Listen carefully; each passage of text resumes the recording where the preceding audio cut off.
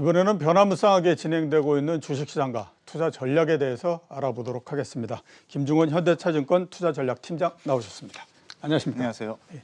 네. 지난주 주식시장, 국내 시장 변동이 상당히 심했고 네네. 전체적으로는 계속해서 주가가 상승을 해왔습니다. 네네. 해외에서는 여러 가지 일들이 있었는데 네. 우리나라에서는 기업 실적의 영향으로 해서 주가가 끊임없이 계속 꾸준히 올라오는 형태였는데 네네. 지난주 국내 시장을 한번 좀 정리를 해주시고 그다음에 앞으로 시장에 대한 전망도 좀 말씀을 해주시죠. 네, 뭐 사실 지금 생각해 보면 이렇게 주가가 오늘 종가로 끝난다면 사상 최고치를 기록하지만 그렇죠. 예, 예. 지지난주를 돌이켜 보면 성장주, 반도체, 자동차들 계속 조정을 받았습니다. 그래서 그렇죠. 차량용 반도체 우려가 이제 업종을 넘어가면서 영향을 준다라는 우려가 있었는데 지난주 첫 번째는 이제 성장주 조정이 대충 마무리됐고 그리고 말씀하신 대로 가치주, 철강, 은행, 에너지 등이 실적이 잘 나오면서 가치주가 굉장히 높은 수익률을 기록했고요. 예. 네, 그런 상황에서 보면은 저희 휴일이었죠. 5월 5일 어린이날 이렇게 보면 옐런 재무장관이 이제 경기가 가열이다 보니까 금리를 인상해야 되지 인상해야 않냐 되는 거 아니야?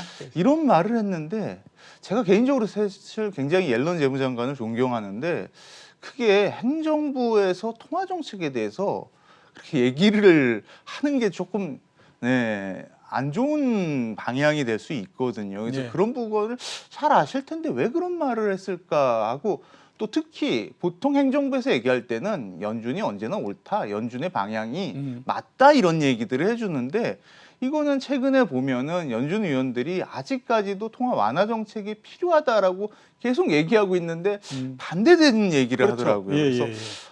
왜 이럴까라는 생각을 했는데 뭐 어찌됐든 그 위에 바로 반발 자료 그런 뜻이 아니었다라는 얘기를 하고요. 근데 여기서 조금 제가 주목하고 싶은 거는 뭐냐면 보통 행정부와 중앙은행이 이런 약간의 사소한 마찰을 보일 때 중앙은행 같은 경우에는 오히려 더 강경하게 청개구리행보라고 할까 반대적인 얘기를 하는 경우가 많습니다. 그래서 예. 사실 지난주에도 보면 그런 모습이 나왔습니다. 그래서 오히려 연준 의원들이 더 강경하게 완화적 통화 정책이 필요하다라는 얘기를 했고 금리는 이렇게 안정을 찾는 모습을 보였고 뭐 그 이후에 주말에 이제 고용 지표 굉장히 좀 높아서 오히려 증시의 금리 인상 우려가 부각되지 않을까 그랬는데 쇼크를 나타났고요. 그러다 보니까 오히려 금리는 더 안정을 찾고 그러면서 전체적으로 보면 글로벌 증시가 좀 반등하는 사이에 코스피도 좀 양호한 수익률을 기록한 뭐 그런 한 주였고 말씀드린 대로 이제 가치주, 철강, 은행,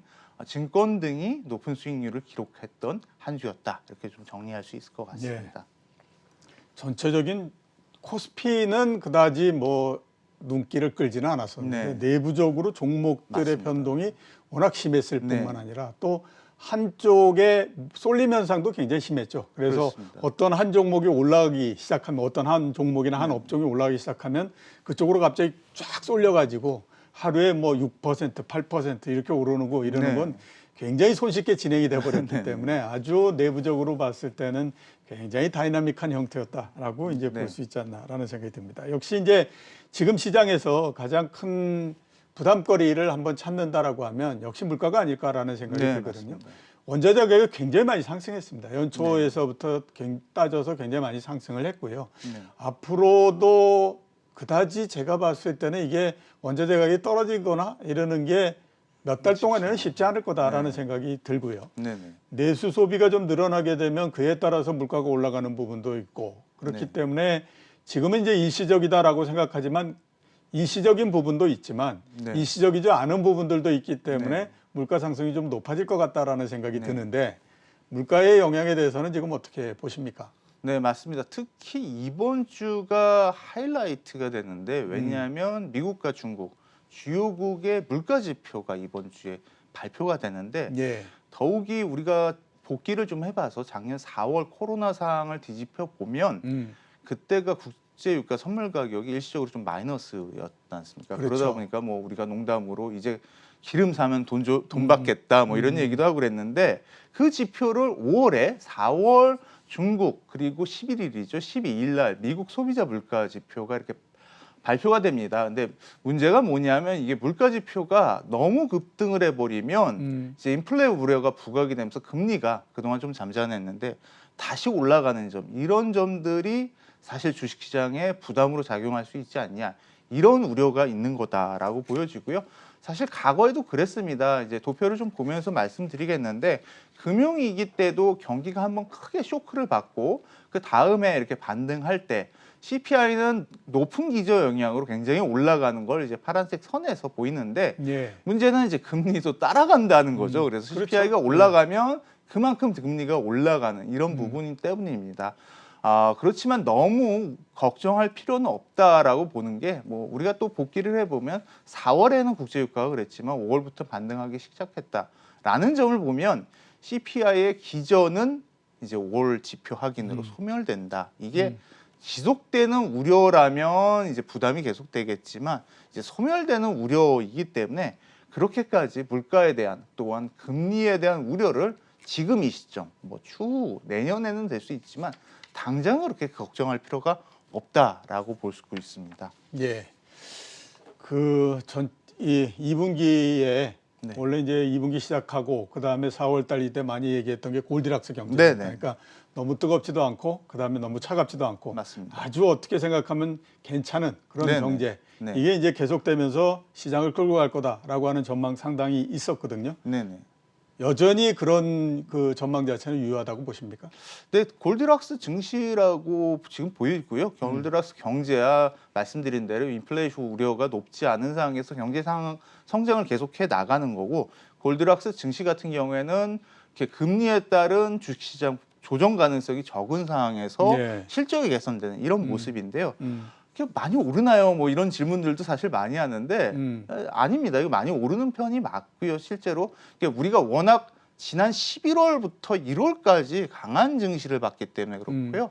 네, 골디락스 증시라고 생각을 하면 좀 완만하게 계속 올라가는, 그러면서 이제 개별 종목장의 모습이 나오는 그런 흐름이 될 수 있을 거다라고 보고 있고, 그렇게 전망하는 이유가 일단 금리 우려가 뭐 장기적으로 금리는 올라가겠지만 2분기 3분기까지 보고 있지만 적어도 2분기에는 좀 마무리될 거다 이렇게 보고 있습니다. 그래서 말씀드린 대로 이제 연초에 금리가 굉장히 급등을 했는데요. 뭐 전년 말 같은 경우에 미국채 10년물이 1%도 안 되던 게 3월 달 같은 경우에는 뭐 1.7까지 올라갔으니까요. 거의 70pp 굉장히 급등을 했습니다. 그래서 그렇게 급등했던 이유가 문제였는데, 사실 그렇게 급등했던 이유가 대부분 소멸됐고 이제는 CPI에 따른 기저만 남았다라는 거죠. 그래서 사실 그렇게 급등했던 이유 중에 하나가 연초에 우리 예상 외로 블루웨이브, 그러니까 민주당이 상하원을 잡다 보니까 이제 민주당은 전통적으로 인프라 투자를 확대하고 그러면 재원 조달을 또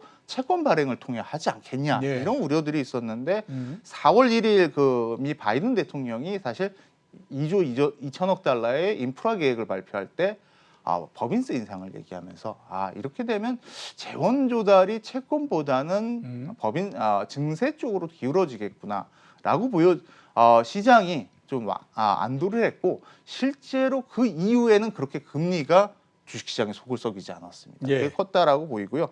물론 상품 가격 뭐 여기서 그렇게 조정받고 뭐 그럴까지는 않을 겁니다. 그렇지만은 연초에는 북반구 이상 한파로 굉장히 상품 가격이 급등을 보였거든요. 그래서 실제 보면 우리가 뭐 삼성전자 그 실적 발표에 보면 오스틴 반도체 공장이 미국에 한파 때문에 일시적으로 가동이 중단됐었다, 이런 얘기를 들었는데, 뭐 정제 시설도 마찬가지였습니다. 미국의 정제 시설들도 한파 때문에 가동 중단되다 보니까 국제 유가들이 굉장히 가파르게 올랐고, 근데 이제는 뭐 봄을 지나서 여름으로 가고 있다 보니까 계절적 변화로 뭐 그 상품 가격이 크게 오른 다음에 좀 조정을 받고 안정된 흐름을 보이고 있어서 이제 상품 가격이 물론 조정을 받지는 않겠지만 여기서 인플레 우려가 강하게 이제 반응할 만큼 상승할 가능성은 당장은 좀 낮아 보인다라고 좀 보여집니다. 예. 그리고 이제 인플레에 대한 우려는 완화되고, 반면에 뭐 4월 초에 IMF가 세계 경제 전망을 수정했었죠. 그때 보면 이제 백신 접종을 많이 받고 있는 국가들, 즉 미국, 유럽 중심으로 전망치, 특히 미국의 전망치를 거의 뭐 1.3% 포인트 이상 증가하는 이런 모습을 보이고 있어서 인플레 우려는 이렇게 완화되고 경제 전망 자체는 높아진다면 뭐 골디락스 경제라고 볼 수 있고 주식시장도 그런 골디락스 증시를 이뤄갈 수 있지 않을까 이렇게 보여집니다. 예. 주식시장은 참 변화무쌍해가지고요. 지난 한 4주 전 정도에는 코스닥이 1000포인트를 넘어서 계속 갔지 않았습니까? 네. 그래서 야, 이제 세상은 바뀌었어 했더니 네.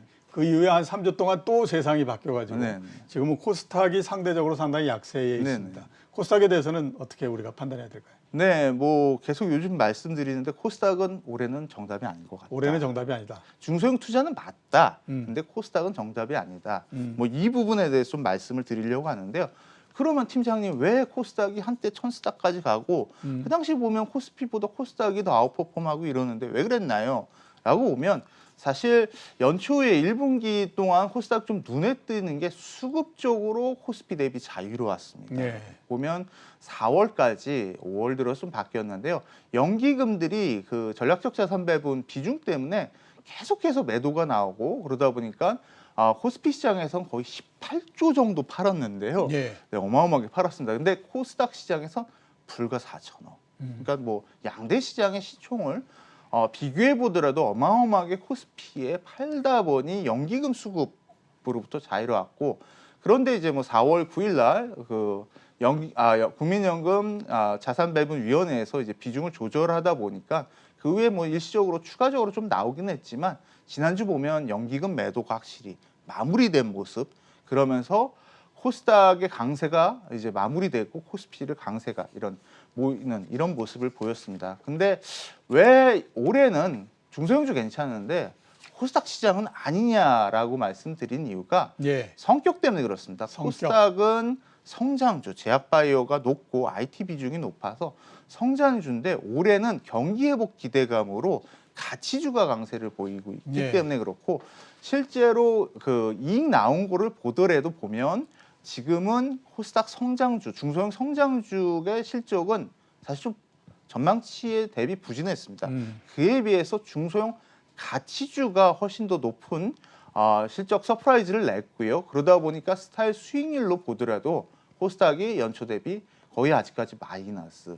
그중에 중소형 성장주가 더 큰 마이너스를 기록하고 있는데 업종 시총으로 보면 코스닥 내 시총을 보면 제약바이오가 거의 50%에 육박할 만큼 높고 예. IT도 높다 보니까 좋은 건 지금 중소형 가치주인데 가치주의 비중이 너무 낮다는 거죠.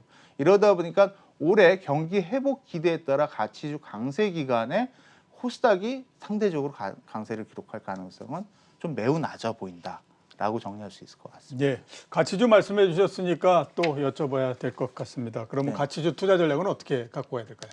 네, 실제로 제가 앞서 말씀드릴 때 성장주가 지지난주에 좀 부진했다라고 했는데 올해는 실적 장세다 보니까 실적에 따라서 정확하게 가고 있습니다. 보면은 뭐 여기서는 뭐 대형 성장주도 그렇게 나쁘게 안 나왔는데 여기서 반도체와 자동차를 따로 떼보면 예. 사실 실적이 썩 좋지 않았습니다. 예. 그러다 보니까 말씀드린 대로 두 업종이 주가가 좀 조정을 기록했었고요.